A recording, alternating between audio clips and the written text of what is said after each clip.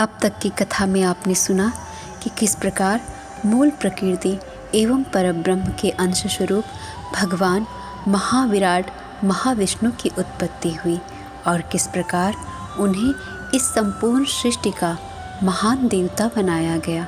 अब आगे की कथा में हम सुनेंगे कि पंच देवियों की पूजा किस प्रकार की जाती है, जिसमें सबसे प्रधान देवी सरस्वती हैं। आइए उनके पूजन का विधान और उनकी कथा को श्रवण करते हैं, जो आज तक आपने शायद कहीं ना सुनी होगी। नारद जी ने कहा, भगवान आपकी कृपा प्रसाद से यह अमृतमयी संपूर्ण कथा मुझे सुनने को मिली है। अब आप इन प्रकृति संज्ञक देवियों के पूजन का प्रसंग विस्तार के साथ बताने की कृपा कीजिए। किस पुरुष ने किन देवी की कैसे आराधना की है, मृत्युलोक में किस प्रकार उनकी पूजा का प्रचार हुआ, मुने किस मंत्र से किनकी पूजा तथा किस स्तोत्र से किनकी स्तुति की गई है, किन देवियों ने किनको कौन कौन से वर दिए हैं। मुझे देवियों के कवच, स्तोत्र, ध्यान, प्रभाव और पावन चरित्र के साथ साथ उपर्युक्त सारी बातें बताने की कृपा कीजिए। नारायण ऋषि बोले, नारद, गणेश जन्नी दुर्गा, राधा, लक्ष्मी, सरस्वती और सावित्री, ये 5 देवियाँ सृष्टि की पंचविध प्रकृति कही जाती हैं। इनकी पूजा और अद्भुत प्रभाव प्रसिद्ध है। इनका अमृतोपम चरित्र समस्त मंगलों की प्राप्ति का कारण है। ब्राह्मण, जो प्रकृति की अंशभूता और कला स्वरूपा देवियाँ हैं, उनके पुण्य चरित्र तुम्हें बताता हूँ, सावधान होकर सुनो। इन देवियों के नाम हैं वाणी, वसुंधरा, गंगा, खष्ठी, मंगल चंडिका, तुलसी, मनसा, निद्रा, स्वधा, स्वाहा और दक्षिणा। ये तेज रूप और गुण में मेरी समानता करने वाली हैं। इनके चरित्र पुण्यदायक तथा श्रवण सुखद हैं। जीवों के कर्मों का सुखद परिणाम प्रकट करने वाले हैं। दुर्गा और राधा का चरित्र बहुत विस्तृत है। संक्षेप से उसे पीछे कहूँगा, इस समय क्रमशः सुनो। मुनिवर, सर्वप्रथम भगवान श्री कृष्ण ने सरस्वती की पूजा की है, जिनके प्रसाद से मूर्ख भी पंडित बन जाता है। इन काम स्वरूपिणी देवी ने श्री कृष्ण को पाने की इच्छा प्रकट की थी। ये सरस्वती सबकी माता कही जाती हैं। सर्वज्ञानी भगवान श्री कृष्ण ने इनका अभिप्राय समझकर सत्य, हितकर तथा परिणाम में सुख देने वाले वचन कहे। भगवान श्री कृष्ण बोले, साध्वी, तुम नारायण की सेवा स्वीकार करो। वह मेरे ही अंश हैं। उनकी 4 भुजाएं हैं। उन परम सुंदर तरुण पुरुष में मेरे ही समान सभी सद्गुण वर्तमान हैं। करोड़ों कामदेवों के समान उनकी सुंदरता है। वह कामिनियों की कामना पूर्ण करने में समर्थ हैं। मैं सबका स्वामी हूँ। सभी मेरा अनुशासन मानते हैं, किंतु राधा की इच्छा का प्रतिबंधक मैं नहीं हो सकता। कारण वह तेज रूप और गुण सब में मेरे समान हैं। सबको प्राण अत्यंत प्रिय हैं।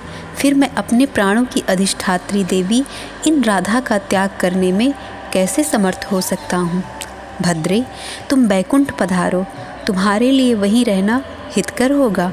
सर्वसमर्थ विष्णु को अपना स्वामी बनाकर दीर्घ काल तक आनंद का अनुभव करो। तेज रूप और गुण में तुम्हारे ही समान उनकी एक पत्नी लक्ष्मी भी वहाँ है। लक्ष्मी में काम, क्रोध, लोभ, मोह, मान और हिंसा ये नाम मात्र भी नहीं है। उनके साथ तुम्हारा समय सदा प्रेम पूर्वक सुख से व्यतीत होगा। विष्णु तुम दोनों का समान रूप से सम्मान करेंगे। सुंदरी, प्रत्येक ब्रह्मांड में माघ शुक्ल पंचमी के दिन विद्यारंभ के शुभ अवसर पर बड़े गौरव के साथ तुम्हारी विशाल पूजा होगी। मेरे वर के प्रभाव से आज से लेकर प्रलय पर्यंत प्रत्येक कल्प में मनुष्य, मनुगण, देवता, मोक्षकामी प्रसिद्ध मुनिगण, वसु, योगी, सिद्ध, नाग, गंधर्व और राक्षस सभी बड़ी भक्ति के साथ 16 प्रकार के उपचारों के द्वारा तुम्हारी पूजा करेंगे। उन संयमशील जितेंद्रिय पुरुषों के द्वारा कण्व शाखा में कही हुई विधि के अनुसार तुम्हारा ध्यान और पूजन होगा। वह कलश अथवा पुस्तक में तुम्हें आवाहित करेंगे। तुम्हारे कवच को भोजपत्र पर लिखकर उसे सोने की डिब्बी में रखकर गंध एवं चंदन आदि से सुपूजित करके लोग अपने गले में अथवा दाहिनी भुजा में धारण करेंगे। पूजा के पवित्र अवसर पर विद्वान पुरुषों के द्वारा तुम्हारा सम्यक प्रकार से स्तुति पाठ होगा। इस प्रकार कहकर सर्वपूजित भगवान श्री कृष्ण ने देवी सरस्वती की पूजा की। तत्पश्चात ब्रह्मा, विष्णु, शिव, अनंत धर्म, मुनीश्वर, सनकगण, देवता, मुनि, राजा और मनुगण इन सब ने भगवती सरस्वती की आराधना की। तब से ये सरस्वती संपूर्ण प्राणियों द्वारा सदा पूजित होने लगी। ऋषि प्रवर भगवान नारायण कहते हैं, नारद, सरस्वती देवी का स्तोत्र सुनो, जिससे संपूर्ण मनोरथ सिद्ध हो जाते हैं। प्राचीन समय की बात है, याज्ञवल्क्य के नाम से प्रसिद्ध एक महामुनि थे। उन्होंने उसी स्तोत्र से भगवती सरस्वती की स्तुति की थी। जब गुरु के शाप से मुनि की श्रेष्ठ विद्या नष्ट हो गई, तब वह अत्यंत दुखी होकर लीलार्क कुंड पर, जो उत्तम पुण्य प्रदान करने वाला तीर्थ है, गए। उन्होंने तपस्या के द्वारा सूर्य का प्रत्यक्ष दर्शन पाकर शोक विवल हो भगवान सूर्य का स्तवन तथा बारंबार रोदन किया। तब शक्तिशाली सूर्य ने याज्ञवल्क्य को वेद और वेदांग का अध्ययन कराया। साथ ही कहा, मुने, तुम स्मरण शक्ति प्राप्त करने के लिए भक्तिपूर्वक वाग देवता भगवती सरस्वती की स्तुति करो। इस प्रकार कहकर दीन जनों पर दया करने वाले सूर्य अंतर्ध्यान हो गए। तब याज्ञवल्क्य मुनि ने स्नान किया और विनय पूर्वक सिर झुकाकर वे भक्तिपूर्वक स्तुति करने लगे। याज्ञवल्क्य बोले, जगत माता, मुझ पर कृपा करो, मेरा तेज नष्ट हो गया है। गुरु के शाप से मेरी स्मरण शक्ति खो गई है। मैं विद्या से वंचित होने के कारण बहुत दुखी हूँ। विद्या की अधिदेवते, तुम मुझे ज्ञान, स्मृति, विद्या, प्रतिष्ठा, कवित्व, शक्ति, शिष्यों को समझाने की शक्ति तथा ग्रंथ रचने की क्षमता दो। साथ ही मुझे अपना उत्तम एवं सुप्रतिष्ठित शिष्य बना लो। माता, मुझे प्रतिभा तथा सत्पुरुषों की सभा में विचार प्रकट करने की उत्तम क्षमता दो। दुर्भाग्यवश मेरा जो संपूर्ण ज्ञान नष्ट हो गया है, वह मुझे पुनः नवीन रूप में प्राप्त हो जाए। जिस प्रकार देवता धूल या राख में छिपे हुए बीज को समयानुसार अंकुरित कर देते हैं, वैसे ही तुम भी मेरे लिए लुप्त ज्ञान को पुनः प्रकाशित कर दो। एक बार सनत कुमार ने जब ब्रह्मा जी से ज्ञान पूछा, तब ब्रह्मा भी जड़वत हो गए। सिद्धांत की स्थापना करने में समर्थ ना हो सके।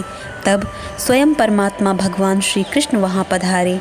उन्होंने आते ही कहा, प्रजापते, तुम उन्हीं इष्ट देवी भगवती सरस्वती की स्तुति करो। देवी, परम प्रभु श्री कृष्ण की आज्ञा पाकर ब्रह्मा ने तुम्हारी स्तुति की। तुम्हारी कृपा प्रसाद से उत्तम सिद्धांत के विवेचन में वे सफलभूत हो गए। ऐसे ही एक समय की बात है, पृथ्वी ने महाभाग अनंत से ज्ञान का रहस्य पूछा। तब शेष जी भी मूकवत हो गए, सिद्धांत नहीं बता सके। उनके हृदय में घबराहट उत्पन्न हो गई। फिर कश्यप की आज्ञा के अनुसार उन्होंने सरस्वती की स्तुति की। इससे शेष ने भ्रम को दूर करने वाले निर्मल सिद्धांत की स्थापना में सफलता प्राप्त कर ली। जब व्यास ने वाल्मीकि से पुराण सूत्र के विषय में प्रश्न किया, तब वे भी चुप हो गए। ऐसी स्थिति में वाल्मीकि ने आप जगदम्बा का ही स्मरण किया। आपने उन्हें वर दिया, जिसके प्रभाव से मुनिवर वाल्मीकि सिद्धांत का प्रतिपादन कर सके। उस समय उन्हें प्रमाद को मिटाने वाला निर्मल ज्ञान प्राप्त हो गया था। भगवान श्री कृष्ण के अंश व्यास जी वाल्मीकि मुनि के मुख से पुराण सूत्र सुनकर उसका अर्थ कविता के रूप में स्पष्ट करने के लिए तुम्हारी ही उपासना और ध्यान करने लगे। उन्होंने पुष्कर क्षेत्र में रहकर 100 वर्षों तक उपासना की। माता, तब तुमसे वर पाकर व्यास जी कवीश्वर बन गए। उस समय उन्होंने वेदों का विभाजन तथा पुराणों की रचना की। जब देवराज इंद्र ने भगवान शंकर से तत्वज्ञान के विषय में प्रश्न किया, तब क्षण भर भगवती का ध्यान करके वे उन्हें ज्ञानोपदेश करने लगे। फिर इंद्र ने बृहस्पति से शब्द शास्त्र के विषय में पूछा। जगदम्बे, उस समय बृहस्पति पुष्कर क्षेत्र में जाकर देवताओं के वर्ष से 1000 वर्ष तक तुम्हारे ध्यान में संलग्न रहे। इतने वर्षों के बाद तुमने उन्हें वर प्रदान किया।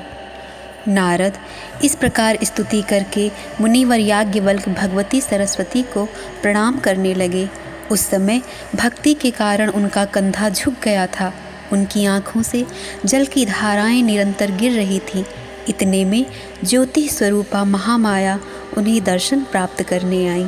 देवी ने उनसे कहा, मुने, तुम सुप्रख्यात कवि हो जाओ। यूँ कहकर भगवती महामाया बैकुंठ पधार गईं। जो पुरुष याज्ञवल्क्य रचित इस सरस्वती स्तोत्र को पढ़ता है, उसे कवींद्र पद की प्राप्ति हो जाती है। भाषण करने में वह बृहस्पति की तुलना कर सकता है। कोई महान मूर्ख अथवा दुर्बुद्धि ही क्यों ना हो, यदि वह 1 वर्ष तक नियम पूर्वक इस स्तोत्र का पाठ करता है, तो वह निश्चय ही पंडित, परम बुद्धिमान एवं सुकवि हो जाता है। राधे राधे। श्री महामाया सरस्वती का महात्म्य ये अध्याय यहीं पर समाप्त होता है। आगे के अध्याय में हम आपको और भी रोचक कथा सुनाने वाले हैं, जिसमें विष्णु पत्नी लक्ष्मी, सरस्वती एवं गंगा का परस्पर शाप देना और भारतवर्ष में उस शाप के फलीभूत अवतार लेना। क्या है ये रहस्य, क्या है उनकी कथाएं, ये सुनने के लिए हमारे चैनल को सब्सक्राइब कीजिए और प्रतिदिन हमारी कथाओं को सुनते रहिए। कमेंट में ये ज़रूर लिखिए कि आपको कथा का कौन सा भाग ज़्यादा अच्छा लगता है। राधे राधे।